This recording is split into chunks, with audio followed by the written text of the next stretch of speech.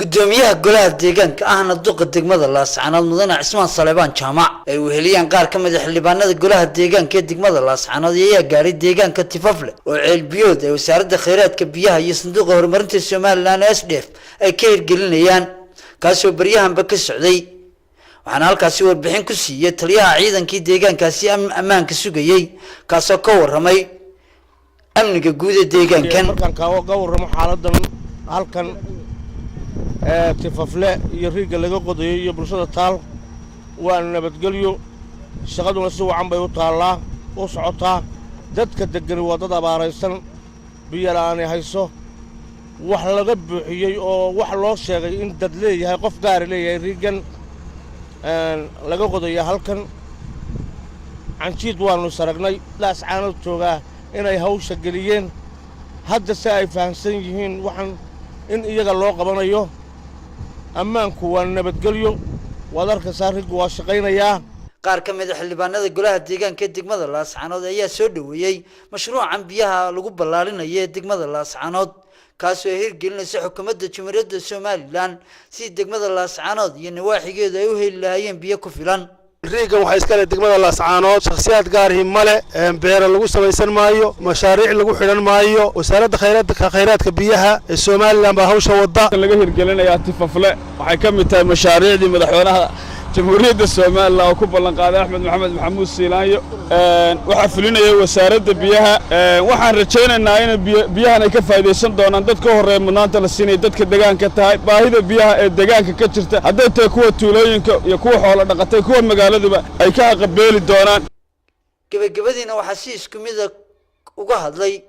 ku-xigeenka maayarka degmada Laascaanood iyo waliba maayarka degmada Laascaanood Cismaan Saleebaan Jaamac oo labadooduba ku dheeraaday waxtarka ay biyuhu leeyihiin iyo waliba baahida ballaaran ee deegaanka degmada Laascaanood ay u qabaan inay biyo nadiif oo macaan ay helaan waxaan leeyahay qodobka ah in meeshan beer laga dhiganayo oo dadka qaar aaminsan yihiin waxaan leeyahay waxyaalaha ku turukuteenta ee ruumarka yaan la qaadanin ma jirto magaalo aan biyo lahayn ilaa magaaladiina mooyaane maanta ilaahay noo keenay inaynu ku mahadinayahay inaynu isbarbar taagnayahay inaynu maanta siyaabo kale u fikirno ma ayan hayn runtii wallahi Laascaanood waad ogtiin maanta soo og tahay iskuulkii waa la wadaa boardingka ahaa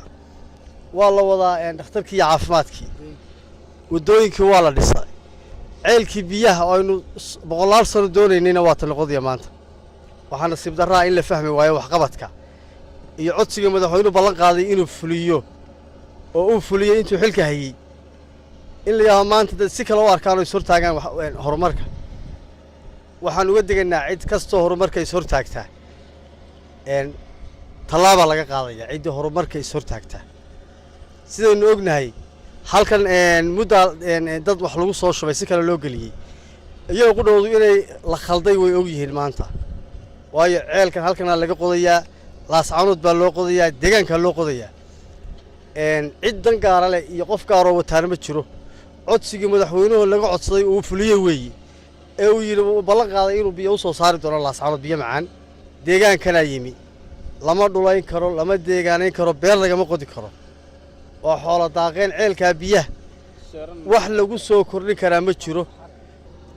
waxaan leeyahay wax la soo dhaweeyo wax qabadka madaxweynaha Jamhuuriyadda Soomaaliland iyo dawladda waana arrimahaaynu weliganba wasiirka biyaha inuu lahaan jiray meel kasta inuu joogno maanta inaga horeyso biyaha inuu helno maanta inaga horeysa caafimaadkana waa ka caban jiray labadaba maanta inaga gacanta ku hayna wasiirka caafimaadka iyo wasiirka biyaha iyo kii amniga maanta inoo raxay arrimaha gudaha warmarka haddii biyihii laga cabanayay wasiirkeeda aynu haysano oo biyihii maanta laynoo soo saaray caafimaadkiina wasiirkii madaxweynuhu la siiyey oo caafimaadkii uu wado